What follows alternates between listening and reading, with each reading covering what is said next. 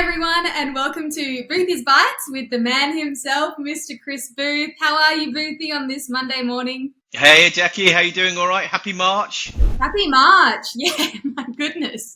The March installment of Boothy's Bites. Yikes. Anyway, let's jump straight into it. So usually we open with an update on interest rates, but I want to do that second. And first of all, I'd love for you to talk us through the Lydian Partnership Program and how it's mutually beneficial between both the partners and the brokers. Yeah, and that's, this conversation and sort of commentary sort of really brought about by the week that was last week, where CBA have come into market with a really, really good product. Okay, so no doubt about it, they've got this digital loan called Unloan, which is a very good product. It's very cheap rates. It isn't for everyone. It's quite a sort of niche space where all of the information is kind of validated digitally for you. So it's one of these new digital loans. But one of the big things for me was last week we actually had a great meeting with Bank Vic. So this is a new lender to Lydian's panel, and it got me thinking about, why we do what we do. What's the value proposition of working with Lydian? And look, my commentary is around that really. So Bank Vic are a really beautiful bank. It's community focused. They're very much looking after their members, who are people working for like the police, fire, nurses, ambulance, and also looking after teachers as well. So anyone sort of in social services, they've got lending products dedicated to those types of clients, which is great. And look, I suppose what that means for me is that when you actually get to sort of speak to a mortgage broker, obviously the product that we're delivering at the end of the advice process is really important. But the things that we do before that are even more important, right? Having sort of one single product to refer to is not best interest for the client.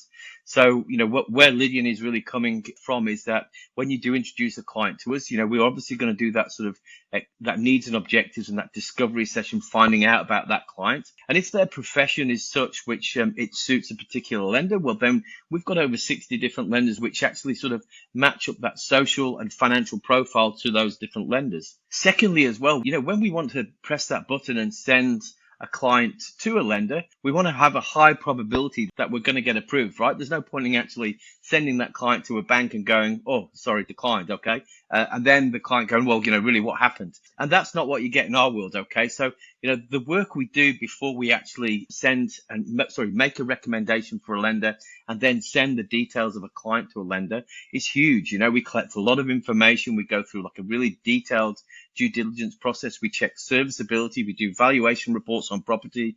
We validate, the types of income that a person derives. We look at the credit report and look at the behavior of credit before, and really we deep dive into those documents that we get. And that for me is really a massive point of difference. Yes, we can refer through to Unloan, and if it fits their little gateway, your client's going to be happy and going to get a great product. But they basically haven't been advised through the journey or the process. And I think a lot of clients these days need that hand-holding, that education, that personal touch. And I can guarantee you CBA won't be actually speaking to the client through Unloan because it's a digital loan. There might be a cyber bot, I don't know, is that a correct word or anything? Or a bot speaking to the client saying, computer doesn't know, or computer says no. Drives me insane, those things. So kind of wrapping it up a little bit, it was a really sort of reflective moment for me in the week. CBA are trying to shake the market up by having this product, which is available to accountants, lawyers, real estate agents, to spot and refer their client details through. There's no pre-qualification before you refer for the loan. Look, CBA will pay commission for that referral. But I suppose where Lydian comes in is, one, you're going to speak to a very, very good broker. Number two, you're going to get all of the quality of the advice that the client is expecting, because when we're referred from a professional, we want to hold the quality of that advice that they actually give to their clients. We want to do the same, and we do the same. We have an advice process to go through. We make it very clear why we're recommending that product, whether it be for price, whether it be for credit policy, whether it be for other nuances within the lender as well.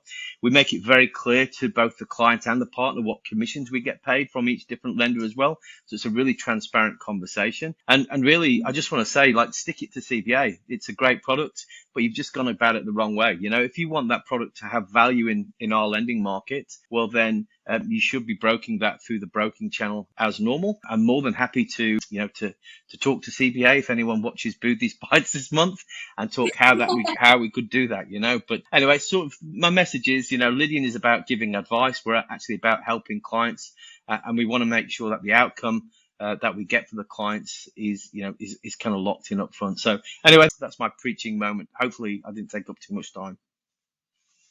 I love it. I know which channel I'd go, Lydian, every day. But then again, maybe I'm paid to say that. So,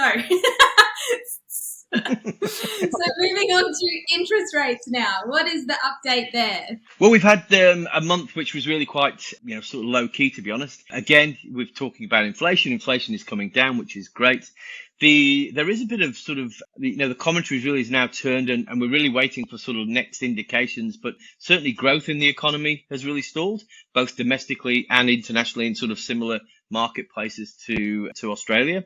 And what that means basically is as growth falls, the central banks of those nationalities will actually have to consider, what they do to stimulate growth. Now, in Australia, the only lever we have over here is to decrease interest rates. And I do believe that growth cycle that we've got right now has sort of, we've petered out at the end of a lot of the income streams that the economy gets from like exporting, especially to China. They've obviously done quite poorly lately, and there's been trouble there. And we've killed off the consumer, with the high interest rate increases over the last sort of 2 years as well. And in Australia, we get impacted by high interest rates or interest rate movements at the RBA because we don't have those 30-year terms like they do overseas and things. So, we have killed off the consumer a little bit. And I think the only sort of viable pocket of the economy, which we can probably incentivize a little bit to get out and spend and feel a bit more comfortable about things in the economy is that consumer. So my gut feel is that by June, we'll get some rhetoric from RBA to say interest rates, we're planning to put them down. Also in July, we've got the tax breaks from the government as well, which is a bit of a bonus to us. So I think we're on a plateau for a few months. Mm-hmm. The next meeting with RBA is, I think it's on the 18th and 19th, which is next week. So they've changed. Wow, that's next week. Yeah, they've changed the cycle a little bit. So yeah, just kind of watch this space. But I think normal interest rates for the time being. So yeah, I think we've got a bit of a stability in the market. Yeah. Okay, so hold steady. And we'll see what happens. Hold fast. Yeah, is it? Yeah. Yeah, something like that. And so what about the home loans? What are your favourite home lending interest offers on the table at the moment? Yeah, so look, again, we do have a lot of lenders. So a lot of our business goes to the major banks. There's no doubt about it. But there's a lot of second tier or sort of second lenders out there who we do support, and that's mainly around that pricing and community service that they get. MoveBank's a lovely bank, and they've got some great rates right now. So MoveBank, they've got a principal and interest variable, 5.94%. They've actually got a 3-year fixed principal and interest, owner occupier at 5.79%. So really cheap interest rates compared to others. And secondly, good service proposition. They're a nice bank, nice community bank as well. So you certainly get the service there. And then some investor home loans. If you're looking to pay principal and interest, Heritage Bank, they've got a 624 P&I variable, which is a pretty cheap rate. And then AMP are actually quite active in that market right now. So for maybe a bit of a higher dollar figure for your loan, they've got some attractive rates. I believe like 649 is their carded rate, and that's interest only variable. And also I think if it's over $1 million, we can get some specials down at sort of 639, but sort of reach out to us. And then lastly, we've got Bank of Queensland. They've got a 6.09 3-year fixed interest only. Would I recommend a fix right now? Probably not. I'd have to have a deep conversation with a client. But if really you want cash flow certainty, just to lock in those rates and have a bit of peace of mind for a few years, we can talk through what the merits and the benefits and things like that are for you as well. So yeah, as interest rates kind of coming down, we're starting to see some cheaper fixed rates in the markets. Yep, awesome. And what about a property update? What have you got for us there?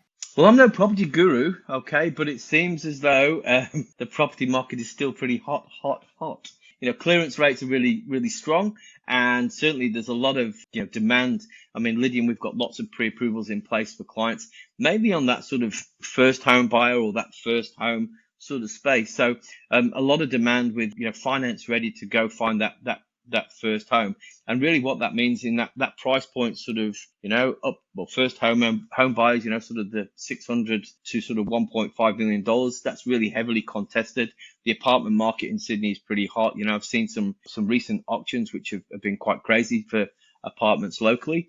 And secondly, that sort of, that upgrade family home, up to sort of $2.5 million. I know that sounds a lot of money, but if you're selling and buying with some equity in that and sort of borrowing that $1.5 million, which is still an affordable loan, that up to that sort of $2.5–3 million home price is certainly being hotly contested at auction as well. So again, I think it's quite a tight market. The higher value properties, I think that's a difficult one, because a lot of people who borrow there are heavily reliant on like bonuses and alternate styles of income, or probably not quite as confident today in the marketplace as they might have been a few years ago. So, and then the other one we're seeing is people selling in sort of more of the regional areas.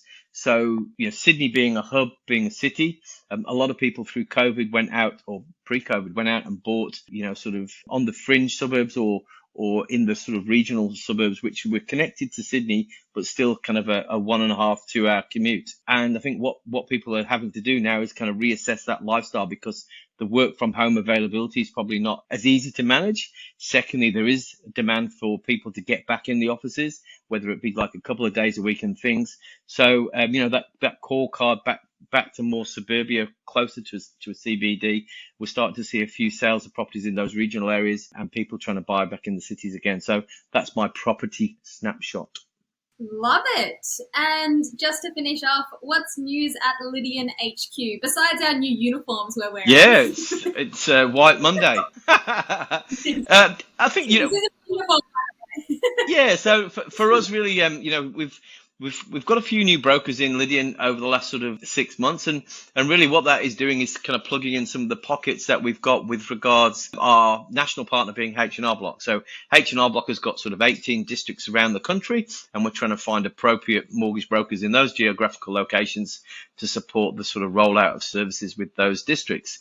We've been short of someone in the South Sydney region, and we're very fortunate to get Josh, and he comes, basically great pedigree, good banker, good broker, and we welcome Josh to the team. And look, if anyone's out there, we do desperately need a Canberra broker, which would be good, a Newcastle broker, which fits in on that sort of Newcastle North patch there, and anyone watching from Perth as well would love to have a broker geographically located in the Perth city as well. So, a few opportunities there for brokers to join the Lydian crew. But welcome, Josh. Yeah, welcome, Josh, and get in contact if anyone is interested in joining the crew, the best crew ever. Too easy. Too easy. Well, Boothy, thank you so much for your time. Love chatting to you, and we'll see you next month for another installment of Boothy's Bites. Thanks so much, Jackie. You have a great March, and we'll see you soon, yeah? See you soon. Ciao. Bye. Bye.